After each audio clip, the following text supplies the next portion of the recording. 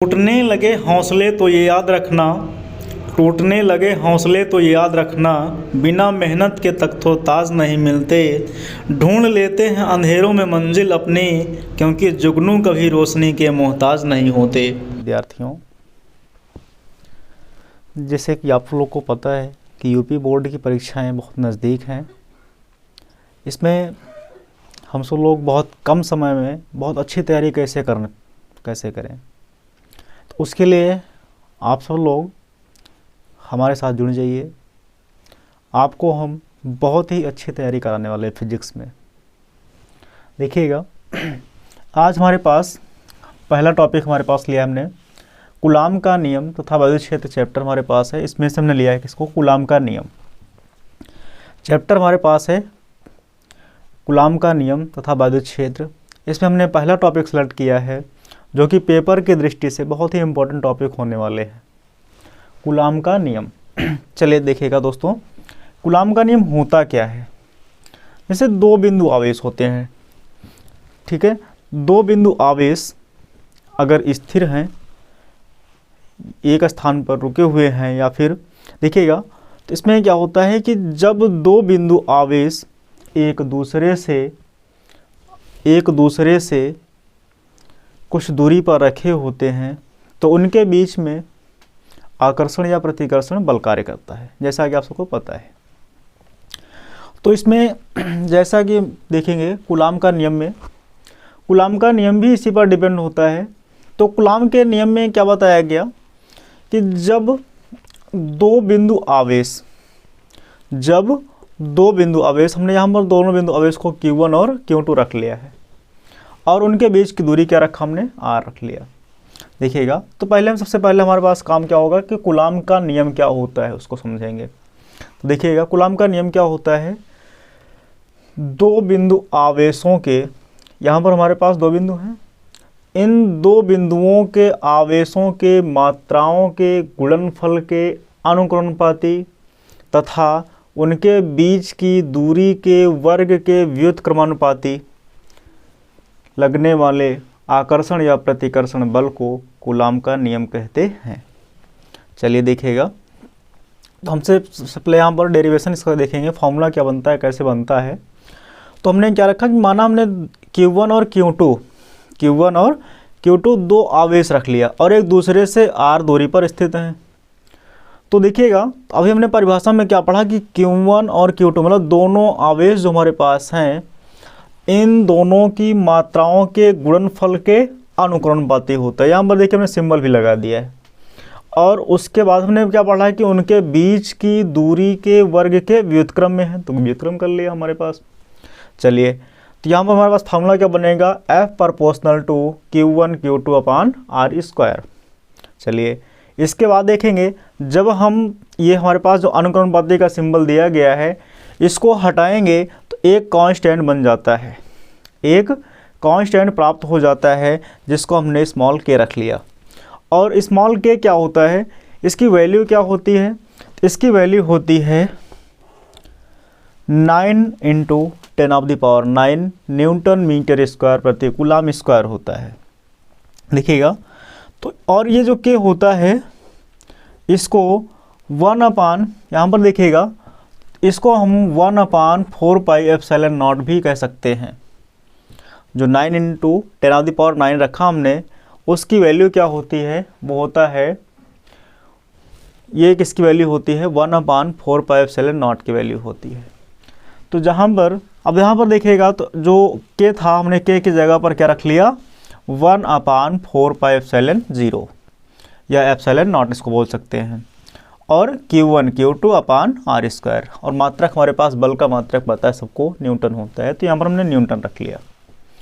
अच्छा, यहाँ पर देखेंगे तो जो 1/4πε0 दिया गया है उसकी वैल्यू क्या है, यहाँ से देखिएगा 1/4πε0 is equal to 9 × 10⁹ newton metre square प्रति कूलाम स्क्वायर होता है। अच्छा, यहाँ पर एक शब्द है हमारे पास ε0 या ε0। तो ये क्या होता है, ये निर्वात या वायु की वैद्युतशीलता होती है, ये निर्वात या वायु की वैद्युतशीलता होती है। चलिए देखिएगा, और हमको यहाँ से सबसे इम्पोर्टेंट आपको ये फार्मूला याद रखना है और ये वैल्यू याद रखना है, जो कि न्यूमेरिकल में बहुत ही यूज़फुल होने वाला है, जिससे हम और भी जो न्यूमेरिकल इसमें आएंगे उसको सॉल्व कर पाएंगे, अन्यथा सॉल्व नहीं कर पाएंगे।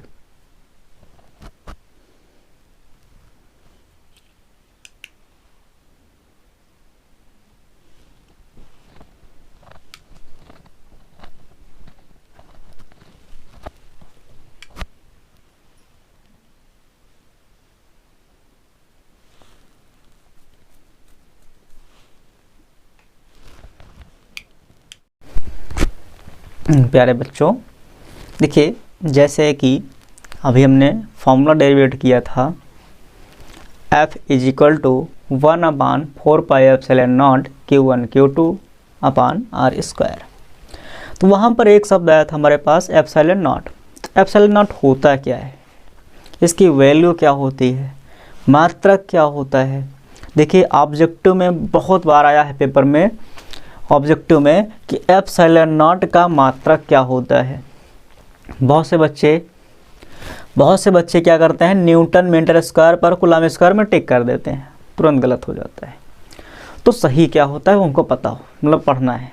देखिएगा तो हमको फार्मूला पता है। हम देखिए हमारे पास टॉपिक क्या है, एप्सिलॉन नॉट का आंशिक मान और उसका मात्रक, और उसका हम विमीय सूत्र भी निकालेंगे। देखिएगा फिलहाल पहले हम पर देखिए क्या दिया गया, 1/4πε0 इज इक्वल टू क्या होता है, 9 × 10⁹ न्यूटन मीटर स्क्वायर पर कूलम स्क्वायर होता है। ये तो सबको पता है, अभी हमने इसको बनाया भी था। तो यहाँ से देखिएगा जो ये भाग में दिया गया है, इधर आएगा तो गुणा में हो जाएगा, और ये गुणा में इधर आएगा तो भाग में हो जाएगा। तो हमने इसको पूरा का पूरा प्रोसेस कर लिया भाग में, और इधर वाले को गुणा में कर दिया।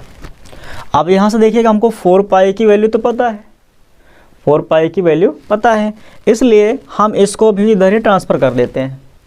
ट्रांसफ़र करेंगे तो भाग में ही आएगा।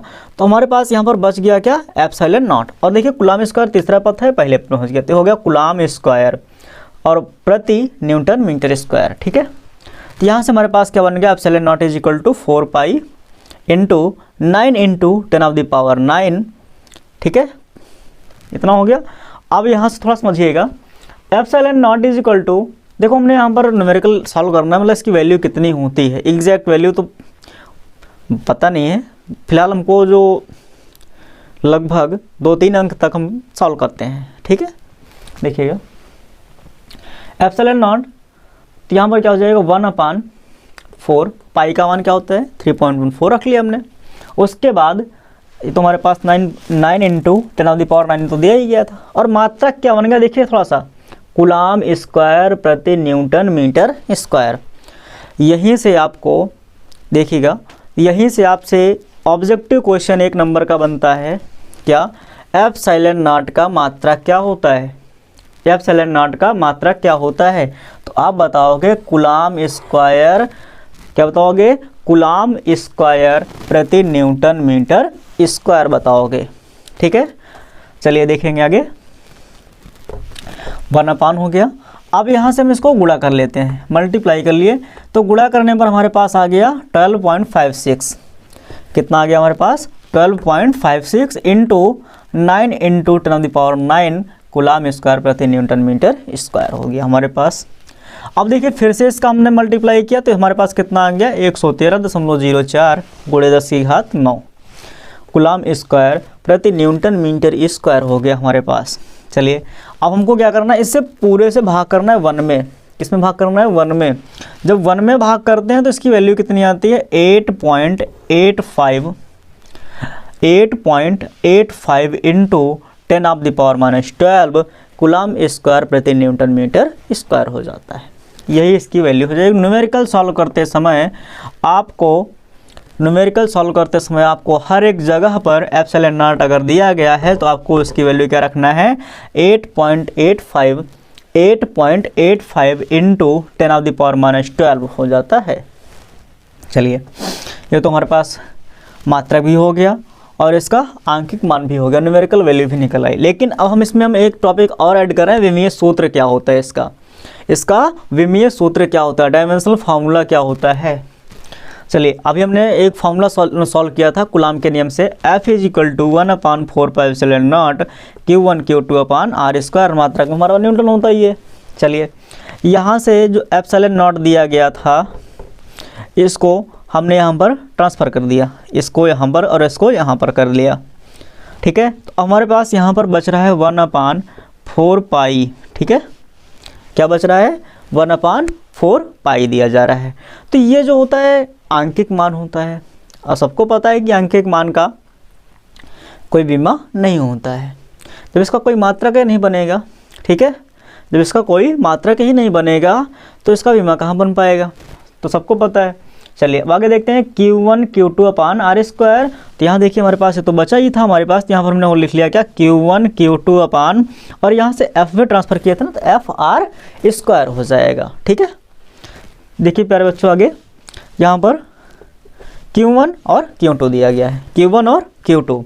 तो देखिए Q क्या होता है, हमने पढ़ा है कि Q is equal to IT होता है, आवेश बराबर धारा गुणे समय होता है।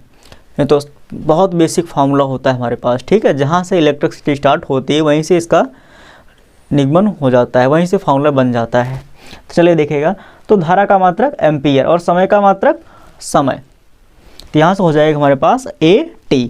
Q1 का क्या हो गया, AT, और Q2 का भी वही आएगा, भाई आवेशी तो हैं दोनों। तो यहाँ से कितना हो जाएगा, AT और AT, और अपान में देखिएगा क्या लिखा हुआ है, F आर स्क्वायर। F मतलब बीमा, F मतलब बल, F मतलब बल। तो बल की बीमा क्या होती है, MLT-2 होता है। कितना होता है, MLT-2 होता है। और यहाँ पर देखिएगा आर स्क्वायर मतलब L2 हो जाएगा। तो इसको जब हम मल्टीप्लाई किए तो देखिए हमने पढ़ा है कि जब बेस क्या होता है, एक समान होते हैं तो घातों को हम जोड़ घटा लेते हैं, ठीक है। तो यहाँ से हम इसको पहले हम गुणा किए तो ये हो जाएगा A2 और T2 हो जाएगा, हमने यहाँ पर इसको पुट कर लिया। इसके बाद हमने यहाँ पर M, ठीक है, M रखा, और L हमारे पास 1 यहाँ पर है और 2 यहाँ पर है, तो 2 और 3 हो जाएगा, तो L 3 हो गया। अब देखो T-2 तो हमारे पास दिया ही गया है। चलिए आगे देखते हैं, फिर सबको हम ऊपर ट्रांसफ़र करते हैं। तो ऊपर जब ट्रांसफ़र करते हैं, देखो जब ऊपर वाले को नीचे भेजते हैं, अंश वाले को हर में भेजते हैं, या हर वाले को अंश में भेजते हैं, तो उनमें जो पावर का जो सिंबल होता है, प्लस है तो माइनस, माइनस है तो प्लस हो जाता है। देखिएगा, तो हमने यहाँ पर M माइनस कर लिया, और L हमारे पास कितना दिया गया, 3 दिया गया, तो ये ऊपर जाएगा तो माइनस का 3 हो जाएगा। T कितना है, -2 है ना यहाँ पर, -2, और ये प्लस का 2, ये ऊपर जाएगा तो प्लस का हो जाएगा, और प्लस में 2 2 और कितना हो जाएगा, 4, तो ये हो जाएगा T4, और ये A2 दिया ही गया। तो हमारे पास ε0 का विमीय सूत्र क्या बन गया, M-1 L माइनस, सॉरी यहाँ पर ये हम इसको पढ़ते कैसे हैं, M-1 L-3 T4 A2 होता है, ठीक है। अब देखिएगा इसके बाद आप सब लोगों को, जैसे हमने जो फार्मूला पढ़ा F is equal to 1/4πε0 Q1 Q2 upon R square पढ़ा। अगर मान लीजिए दोनों बिंदु आवेश वायु या निर्वात में ना दिए गए हों, ठीक है, वायु या निर्वात में नहीं दिए गए हैं, तो अगर मान लीजिए किसी माध्यम में रखा गया, ठीक है, किसी अन्य माध्यम में रख दिया गया है, और उस माध्यम का परावैद्युतांक कितना है, कैपिटल K है, ठीक है। तो हमारे पास फॉर्मूला क्या हो जाएगा, F मतलब जो हमारे पास किसी माध्यम में लगने वाला बल है, Fm, ठीक है। तो हो जाएगा 1/4πε0 K Q1 Q2 upon R square newton हो जाता है। ये फार्मूला आप लोग यूज़ करेंगे, ठीक है। जब आपको न्यूमेरिकल में जैसे मान लिया दिया गया कि दो आवेश एक दूसरे से कुछ दूरी पर, या 1-2 सेंटीमीटर या 1 मीटर दिया गया, कुछ भी दिया गया हो, और मान लीजिए जल में दिए गए हैं, कांच में दिए गए हों, तो हम वहाँ पर उसको K का मान रखते हैं, ठीक है। देखिए आप लोग जैसे बहुत से बच्चों को बहुत सी दिक्कतें आती हैं फिजिक्स में दिक्कत नहीं होती है, बस थोड़ा सा इसमें जो बेसिक कैलकुलेशन होता है, अगर वो हमारा क्लियर हो जाए, ठीक है, मतलब जो बेसिक फार्मूला जैसे फार्मूला बनाने का विधि क्या होता है, उसको हम चेंज कैसे करते हैं, वैल्यू कैसे निकालते हैं, ठीक है, मतलब गुणा भाग होता है, जोड़ना घटाना कैसे होता है, अगर ये हमको पता हो जाए तो हमको फिजिक्स बहुत ही आसान लगने लगती है। ठीक है, देखिए हम आप लोगों को एकदम फिजिक्स एकदम आसान कर देंगे, आप लोग लगेगा नहीं कि हम फिजिक्स पढ़ रहे हैं। ठीक है, धन्यवाद। आप सब लोग चैनल को सब्सक्राइब कर लीजिएगा, अच्छा लगा हो वीडियो तो।